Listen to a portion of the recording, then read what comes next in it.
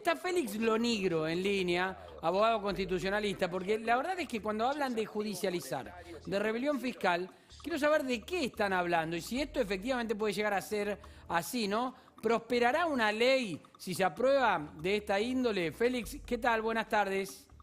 Hola Fernando, buenas tardes, ¿cómo estás? Bien, bien, ¿cómo estás? Félix, esta ley, por lo que conoces hasta ahora, veremos cómo queda aprobada y después cuál es la reglamentación de la ley, pero ¿vos creés que va a pasar el embudo de la justicia?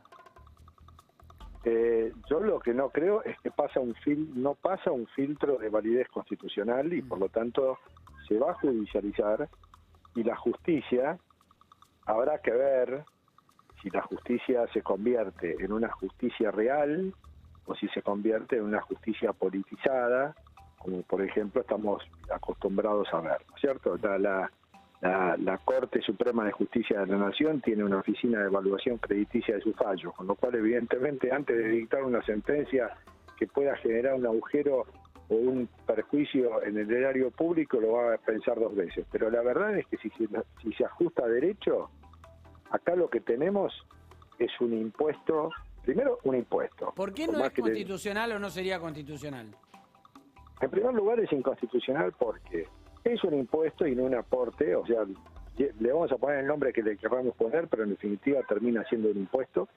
Es constitucional porque afecta el derecho de propiedad y afecta el derecho de propiedad por dos motivos. En principio, porque se tomaría la foto del patrimonio de una persona al 31 de diciembre o de marzo de este año, con lo cual está yendo hacia atrás y por lo tanto es una retroactividad de una ley que genera una flagrante inseguridad jurídica, afectando entonces al derecho de propiedad.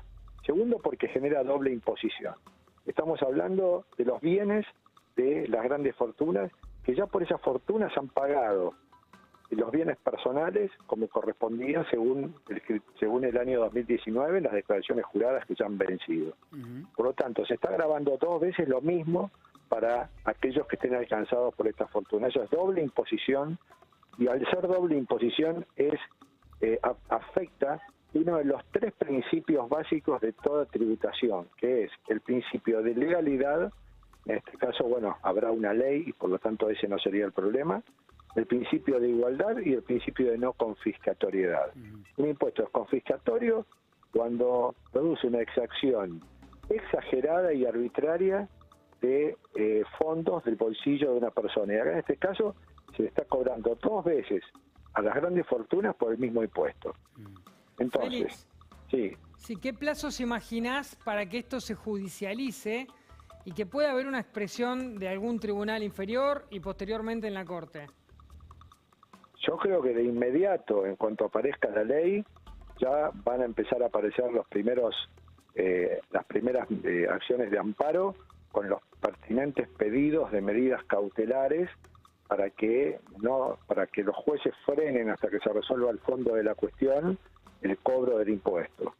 Si bien es cierto que en el derecho tributario existe el principio llamado solve repete, pague y después reclame, pero sin embargo, me parece que en este caso no sé si va a prosperar ese principio porque estamos hablando de un impuesto que es groseramente inconstitucional por confiscatorio y por retroactivo, y entonces creo que vamos a tener enseguida nomás, después de sancionar la ley, yo creo que no va a pasar más de un mes para que haya, antes de fin de año, ya algunas medidas cautelares. ¿Esto se resuelve por per saltum para usted? Digo, ¿es el camino directo a la Corte saltar?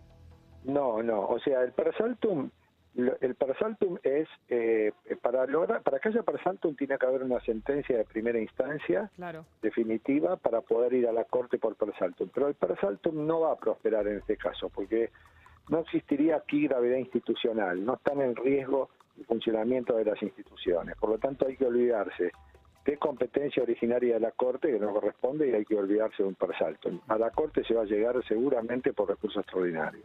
Ahora, Félix, explicabas perfectamente bien, con argumentos de base jurídica, claramente, por qué sería inconstitucional esta ley. Ahora, en un principio pusiste en duda que la justicia pueda fallar en ese sentido, dijiste si la justicia no actúa políticamente y después argumentaste el por qué es inconstitucional. Cuando yo escucho los argumentos, lo que me surge es preguntarme qué juez podría interpretar otra cosa.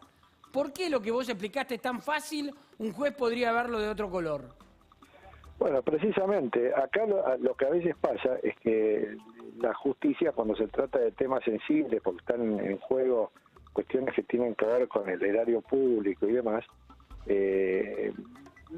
sobre todo la Corte, los jueces inferiores saben que sus sentencias en definitiva terminan siendo apeladas y que no son las definitivas. Pero acá la cuestión es saber cómo la Corte se va a comportar frente a un impuesto de esta naturaleza. Claro. Porque la Corte juega políticamente. Y al jugar políticamente trata, como lo hizo en el caso de Bruglia y Bertuzzi, de quedar bien con Dios y con el diablo. Y ahí es donde uno tiene dudas acerca de si se aplica desde el Poder Judicial el derecho puro como debe ser, o si se mezclan con componentes políticos como pasa habitualmente. Como suele ocurrir. Claro. Félix Lonigro, gracias por el contacto con La Nación Más. Un abrazo, Fernando. Gracias. Chao, hasta luego, un abrazo. Volvemos a la calle, allí donde hay banderazo, protesta, chori y torta. Todo hay. Carla, contame, ¿cómo está todo? Hay de todo.